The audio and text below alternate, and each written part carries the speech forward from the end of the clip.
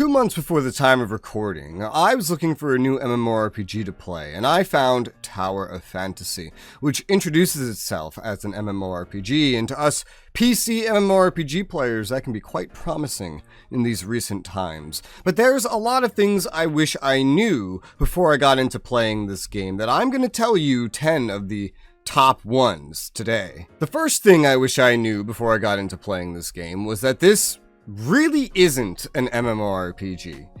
There are other players in it, in fact, yes. You don't see any on the screen that are not me. They are very rare. I think something about like 30 players can fit into one map, so that's not a lot. It's quite sparse. And all the actual activities that you would expect from an MMORPG that you could do with other players are generally daily or weekly repeatables that only take about 10 minutes daily max. Most of the game's actually solo and cannot be done with other players. If you try, it'll just tell you, no, you cannot do this, that, and the other thing with other players. That's the first thing, is that if you're getting into this, from my perspective especially, this game is not what it advertises itself to be. It is a mobile game with gacha and anime graphics. That apparently means a lot to mobile players, very identifiable. To PC players, this just means it's not an MMORPG. The second thing I wish I knew before getting into this game is regarding bugs. This game is very buggy, and what I wish I knew is that the bugs are not fixed, but they are discarded.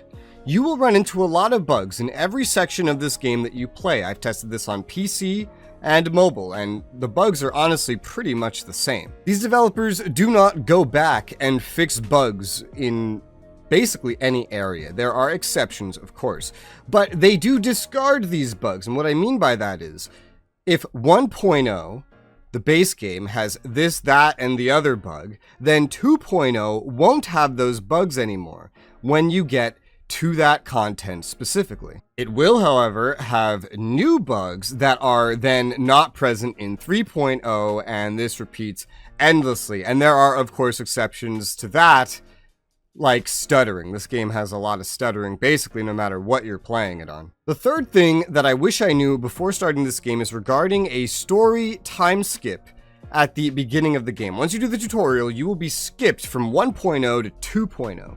This is to, once again, avoid fixing bugs and just jump you to the newer stuff. You kind of should do that, even if you are against the story skip. It lets you go back once it skips a little bit, but you kind of should follow it into this city right here, Meroria, where you will eventually be led to an apartment. The reason why you should do that is because it's how you unlock this menu right here, which is how you access your weeklies, dailies, and the progression of this game is almost exclusively based around this if you don't count the fact that you could pay for literally anything in the game. It also unlocks this menu right here where you can earn rewards from just progressing through the early parts of the game as well. At least for the dailies and weeklies, there is a way around it, however.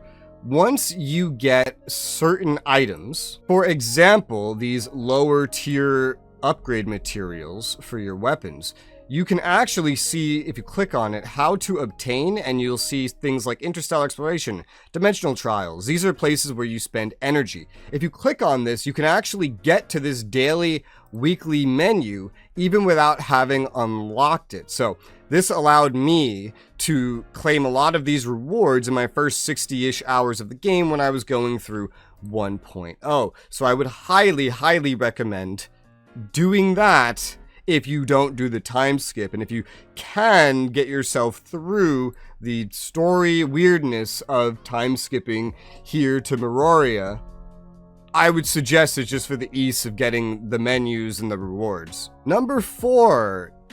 Freely earned premium currencies are misleadingly abundant when you're new. And now what do I mean by that? Well, this is a gacha game. Your progression is primarily via the gacha, with new characters that are power creeping old characters, etc., as well as matrices that can power them up and give them a lot of buffs. To get these, you need certain currencies like special vouchers, red nuclei. These things are rare, and you can also kind of get more of them by using dark crystals and Tanium. Tanium is a premium currency that you have to buy with real money. Dark crystals can be bought with real money to some extent, but they are also earned by doing world exploration in the game, among other things. At the beginning of the game, when you're going through it for the first time, you're going to get flooded with dark crystals, and this will almost certainly give you this false sense of security that you'll be able to afford whatever you want. Once you're done with 1.0, the income of dark crystals will go down to like 10% of what it was maximum. If even that, probably not even that, as you get very tiny amounts of red nuclei and special vouchers, which are not as versatile as dark crystals, which can buy these other currencies for 150 a piece. So just keep in mind, when you're new, you will get a lot of this stuff, but do not waste it. It's always better to wait until you understand something better before you spend it, because if you blow all your dark crystals away, you're not really going to get much more outside of doing weekly, daily things over a very long period of time. Unless you want to spend hundreds or even thousands of dollars, and I'm not exaggerating. Be very careful how you spend this stuff, but still know you will never compete with someone that does spend these amounts of money. Real life money either. Number 5 is in regards to elements. All elements in the game are required for maximum free-to-play progression of earning materials for upgrades and things like that, which is basically an infinite grind. It actually doesn't end basically ever. So what do I mean with elements? We have physical, which yes, is an element, weirdly enough. We have fire, we have ice, and we have electricity as examples here. There's technically also altered, but that's different. The first ones I listed here, you need all of them to progress because there is a mode that you unlock as you go through the game. You can find it in that daily, weekly menu. Go down to challenge Bygone Phantasm. It's sequential Phantasm, where you'll use one of those elements.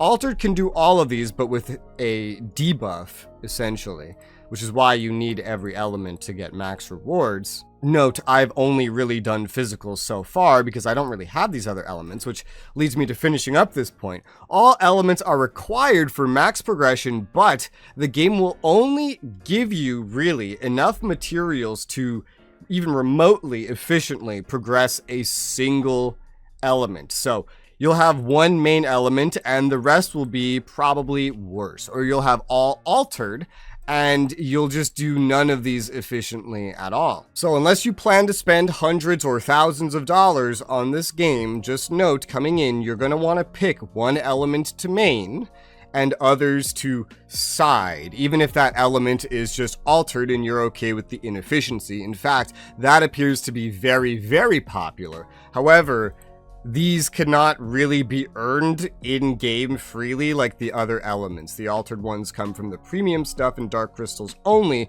which is another reason why you want to plan out your usage of this very limited currency before you spend it. Otherwise, you might have an account that you can't really progress very well. Number 6 is not all expansions are created equal.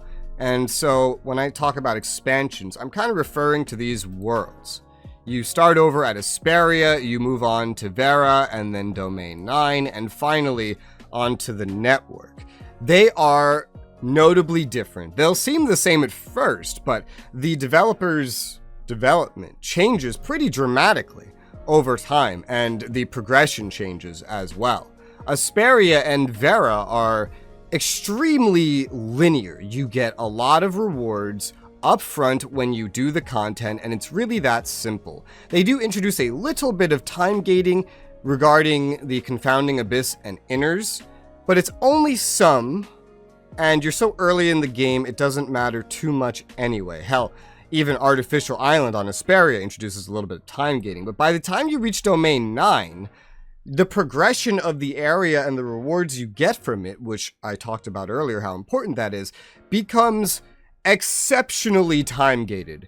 In fact, it becomes nearly entirely time-gated, where it will take you weeks in real life, not of playing all day every day, but because of artificial time gates, to actually get through the same things that you would have gotten through in the other zones in a more committed and longer sit-down play session.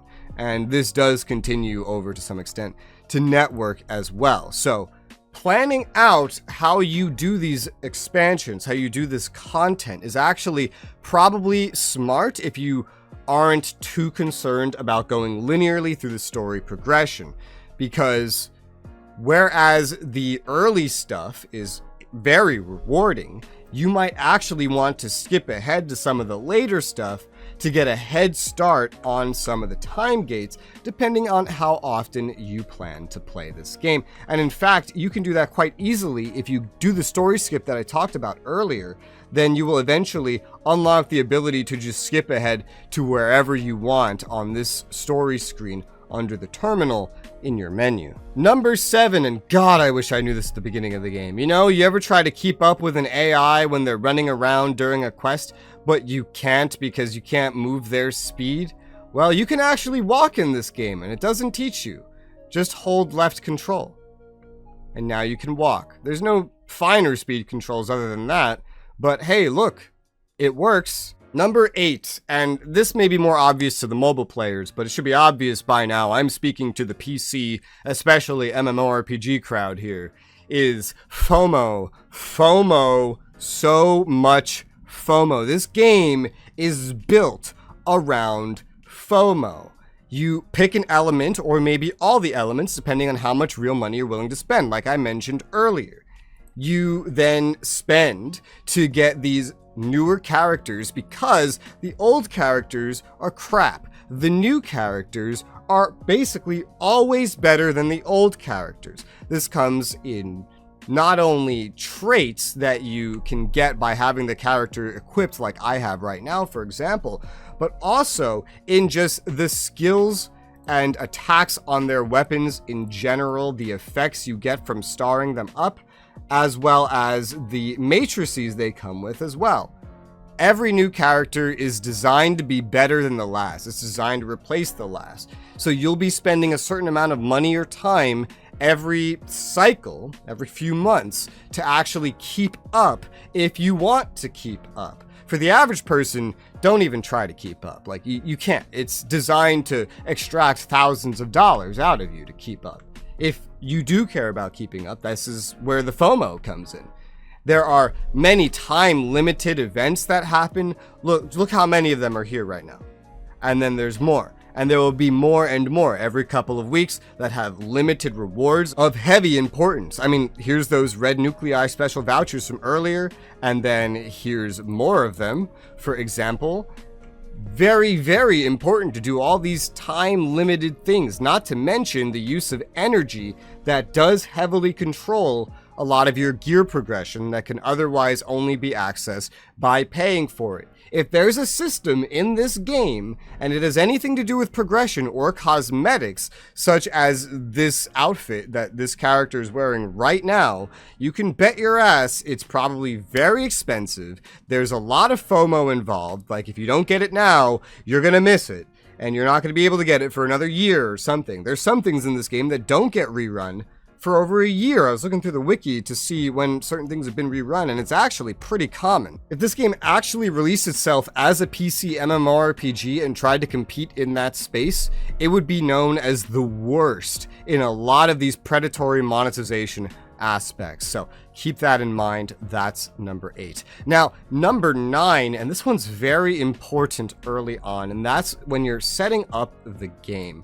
The settings are terribly translated. They're in a bunch of really weird locations. I talked about this in my first impressions. A lot of things are not obvious what they'll do. They're split into a lot of weird sections. But what I want to focus on is the graphics. This is what every PC player is going to set up when you're getting into the game. Now, depending on what graphics card you have, this could look slightly different. This looks the way it looks for me because I'm using AMD. It's going to look different for you if you're using NVIDIA, so I can't really lecture you on that. I don't have an NVIDIA GPU plugged into anything, but some of this will carry over. First and foremost, anti-aliasing. You think you know what this means, but you don't. This does not just control anti-aliasing. whereas none is in fact no anti-aliasing, TAA is in fact TAA, and SMAA is in fact SMAA. This is not very good TAA. I don't know why. SMAA should be inferior to TAA generally, but it is superior in this game. See this render accuracy popping up? That's actually super sampling. That's right. This is super sampling, or downscaling. Downsampling? I forget the word for it. Super sampling, also being known as FSAA, full screen anti-aliasing, for example. So you need to have TAA or SMAA on to actually access FSAA, super sampling. Or what do you think this button does? Well, it turns off the ability to super sample or downscale. Very strange that a random untitled button would do that. That's because this button is FSR. So if you want to use FSR to get more performance, you must use TAA, because now you're actually not using TAA. You're using FSR's version of TAA, which is different instead of the normal TAA. You don't get any control over the actual internal render resolution at all. There is only one setting, which is very fucking strange, and that's just the anti-aliasing. Going down, we have, strangely, the ray tracing. So don't turn this on for Nvidia or AMD expecting to actually see a notable improvement in graphics, because there is only one location in the whole game that has ray tracing, and I'm standing in it. Now, it may not look like it right now because I don't have it on, but this is the whole reason I shot this video in this zone, because if we go turn on ray tracing to high, there's the ray tracing. Look at it.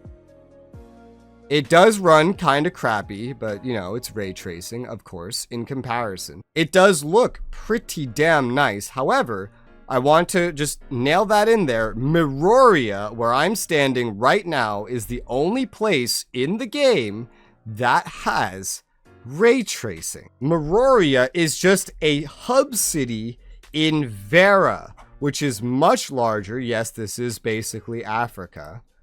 And it's just such a tiny point of the game. You're going to spend such a tiny amount of your gameplay experience here. If you actually want consistent performance, you do not want ray tracing on, unless you just plan on, for some reason, spending a lot of time in the second, of which there are multiple, main hub of the game. This is where you'll find it. You won't find it anywhere else. That's what it's for. Farsight boost is also very strangely worded. Another thing I wish I knew. Finding explanations to these things on the internet is like nigh impossible. It took me like a month to find out what this is. This is an extra LOD setting. This game has a lot of pop-in. I don't know how noticeable. It's still pretty noticeable, even in Mirroria, where characters will pop in, especially if you're not in one of these smaller hubs. And especially if you're on a mount and moving faster, there is a lot of popping in the game. And when you're in the open world especially, it can look pretty shoddy. Hell, you could see up ahead the characters popping in. Yeah, you can see the bridge popping in. Look, it could look very, very shoddy. But remember how just standing back here is basically enough to despawn every bit of detail on that bridge. Well, now we have Farsight boost. This is extra LOD. For some reason, low, medium, and high will pretty much boost your GPU usage by the exact same amount. The FPS can be different though. Once you turn it on, it can take a moment to pop in. This is most noticeable when you're actually in the open world. Seems like in Mirroria it doesn't actually have as much of an effect for some reason. But it will be very noticeable in the open world. Flora and fauna will pop in a lot farther away. It will look way better, but it will be more demanding to run the further you get into the game. I first started to notice the FPS hit down from 120 to, I think, like 100 or so when I got to Vera, which is 2.0. I didn't notice it at all in 1.0. It makes the game look a lot better, but, you know, monitor your temps. That's what it means. Hopefully that information helps you. I didn't mean to crouch. Number 10, and this is in relation to this up here. You can get password keys from a whole bunch of activities in the game. And I would like to tell you that if you're doing what I did and you're starting the game on Asperia and actually going through all of this, do not use your password keys there. Just don't. It's not worth it. The password chests here don't give anything like remotely useful, even if you think it's useful. That's just because you don't know about things that are more useful yet. The moment you get to Vera, you start getting a special currency that you can then use actually here in Meroria, up here to open these gachapon machines, which are over there, which is like a weird little gambling machine, and you get very important rewards from this. Well, this basically replaces the dark crystals you get from the first zone by opening non-password chests, is the rewards you get from this. When you get to Domain 9, it is similar, a new mechanic, a new thing to unlock will replace it. You can actually bypass some of the time gating by opening password chests here, for example. So in Asperia, just do not use those password keys. And now I think I've taken up enough of your time.